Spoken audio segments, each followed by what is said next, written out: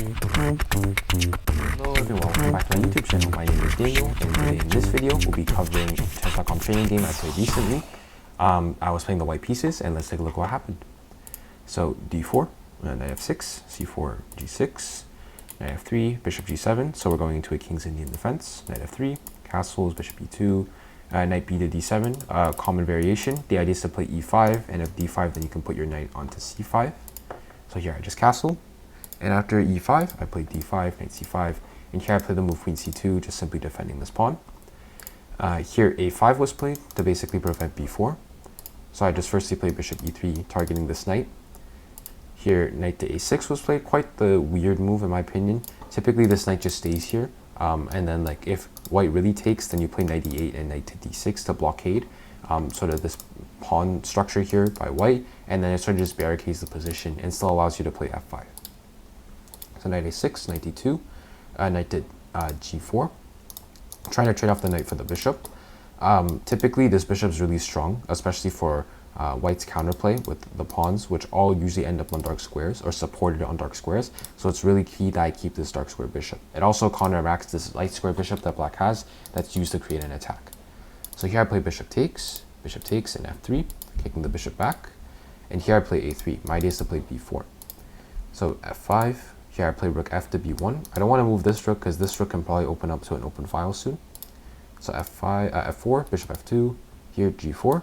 And here I can't rush with the move b4 because the reason is after b4 takes and takes, there is, I believe, the move knight captures on b4 here. The idea being, actually, sorry, never mind, there is no knight captures because after rook, because basically what I had overlooked in the game was that after knight captures on b4, this attacks my queen. And I thought if I take this rook, then black will take this queen. However, I forgot that this black's queen is also hanging. And I thought, okay, if I capture this knight first, however, there is rook captures on a1, as the rook on the a1 loses a guard. So here I just play the move queen d1 first. It also serves a purpose of stopping the move g4 right now, and gets out of the way of this idea. Here h5, here I play b4, takes, and here queen f6. Here I play the move c5, trying to break through on the queen side here.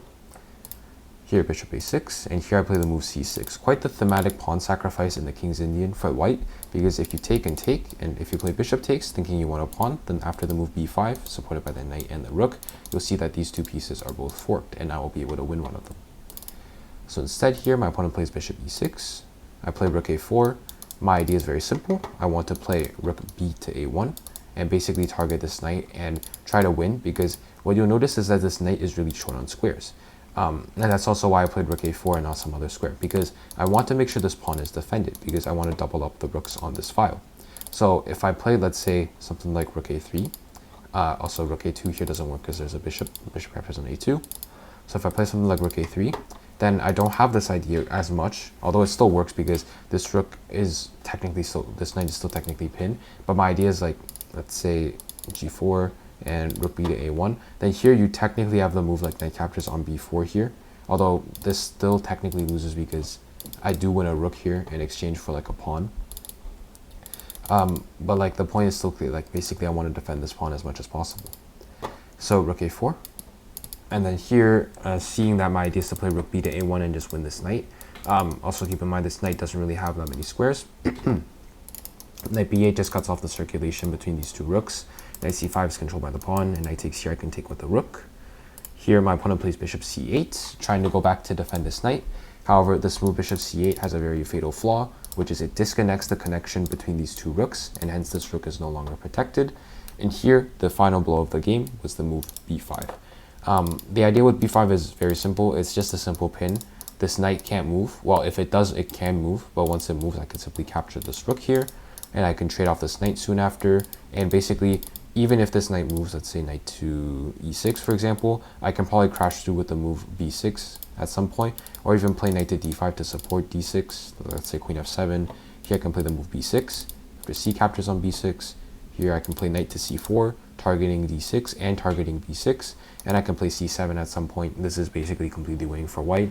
In fact, here, despite only being up 4 points of material, the computer is saying this is actually plus 15 for white, which just really shows how dominant white's position is in this position. So yeah, quite the short video, mainly due to a shorter finish, a shorter game. fact, this game only lasted 23 moves. Actually 24, sorry. After the move b5 here, my opponent did end up resigning the game. I find that now I'm starting to get good at counteracting sort of the King's Indian defense against d4, mainly because like I find that like the queenside counterplay is really easy to play. So if you guys are looking to find an opening to play, like if you guys are trying to find something to do against the King's Indian defense when you're playing d4, or if you guys have like any struggles with playing the King's Indian against the King's Indian defense, I would recommend looking at this game. I believe this game is quite instructional. Also, it's relatively high-rated opponents. Both I like both near 2200. My opponent was 2160 in this game. And yeah, so hope you all enjoyed this game, and thanks for watching.